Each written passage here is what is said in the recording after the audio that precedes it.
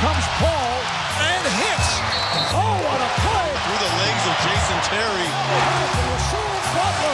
Now everybody got the game figured out all wrong. I guess you never know what you got till it's gone. I guess that's why I'm here and I can't come back home. And just Great dish by Paul. Behind the back, West with the finish. That is the bump, the bang, and the bucket. Oh, my goodness. Are you kidding me? He's magical. Now you see him, now you don't. Both ends of the floor, Gil.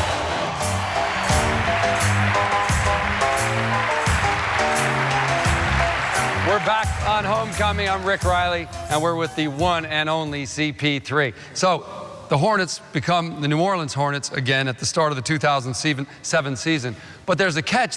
The owner has the right to move the franchise out of New Orleans if the team doesn't draw well. So what was that like, playing with that kind of pressure that if you don't do well and the crowds don't come, New Orleans is going to lose their franchise? Right. It was tough. It was tough. It was something that me and my teammates talked about when we got back to New Orleans, and it's like, you know, we got to give the fans a reason to come out and watch us play. You know, so regardless of what happens in the games, one thing that has to be a constant: we have to go out and play hard.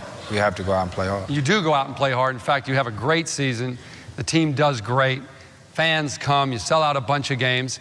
And, in fact, you keep the New Orleans Hornets in New Orleans. The owner said you were the reason the team stayed. How does that feel to save a franchise? I don't know if I was the reason. I probably helped in it. But our team, we just had a great season. That year, we was flying around, everything, offense, defense. We had so much fun. You could see us. One of your teammates is here tonight, Mo Peterson. Mo, how are you?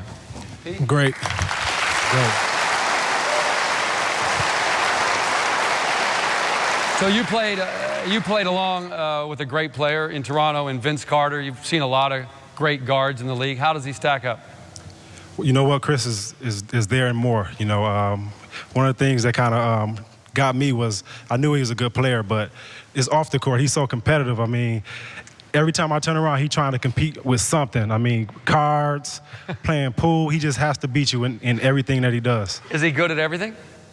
Well, everything but pool. I usually get him in Whatever, pool. man. Whatever.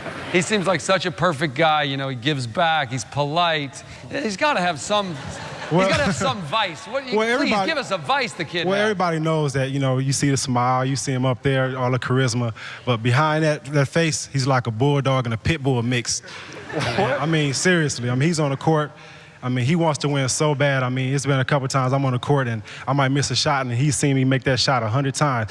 Mo, come on, man, you got to make that shot. I'm like, okay, Chris, I'll make the next one. You know, it's just. So this was your best season so far, your second season in New Orleans. You average over 20 points. You lead the NBA in assists and steals. You had a great year. You guys go 56 and 26. You faced the Dallas Mavericks. You got butterflies the size of Cessnas in your stomach? Or? Yeah, I was nervous. This was my first playoff series, and you don't make your name into the NBA until the playoffs. Right. You had a great series. You beat the Mavs in 5 games, and in fact, you finished second in the MVP to Kobe Bryant. Did you think you deserved to win it?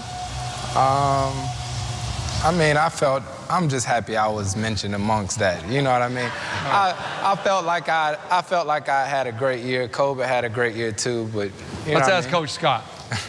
Did he deserve to win it? Yeah. He did. No doubt about it. Just because of the fact that, you know, where we came from and where the Lakers were, they were a game ahead of us for the best record in the Western Conference. But, you know, it also, to me, depends on what that player means to your team. Yeah. And Chris Paul, to our team at that particular point and to this very day, probably means more valuable than any player in the NBA to his particular team. So in my mind, I thought we should have ran the trifecta. You know, I should have got Coach of the Year, he should have got Player of the Year, and we should have won a championship. But it didn't work out that way. Exactly. We did get one of those. We did get one of those, though. We did. Coach of the Year, yeah, right? Yeah. You win it without him? No. When we come back on Homecoming, Chris goes from a national star to an international star.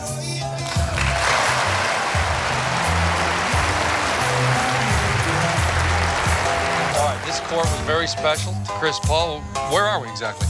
We are at 801 Louisville Clemens Road. Which was? The only home I'd ever known until I went to the NBA. And what were the games like? It was just one-on-one twixt you guys? Yeah, it was 1-on-1 and 2-on-0. 2-on-0? Yeah. We would play me and him versus two imaginary guys. Who were the guys? I don't know, sometimes it was Michael Jordan and Pippen. Well, let me see a little 2-on-0. 2-on-0? Yeah, 2-on-0. Yeah, so I come up and I act like I'm shooting it, and he block it, and then we going on a break, and he just throw the lob. And see, now we winning 1-0. Did you ever lose to Jordan and Pippen? They got close at times. What's the longest shot you ever made from one of the walls? Oh, we made it from up there. Did you? All the time. How far do you think it is? I don't know. What you think? It's got to be 50 feet. Shh. All right, well, let me try. You ready? All right. Ah! Seriously, that's got to come in handy in the NBA. Unbelievable. 'Cause I'm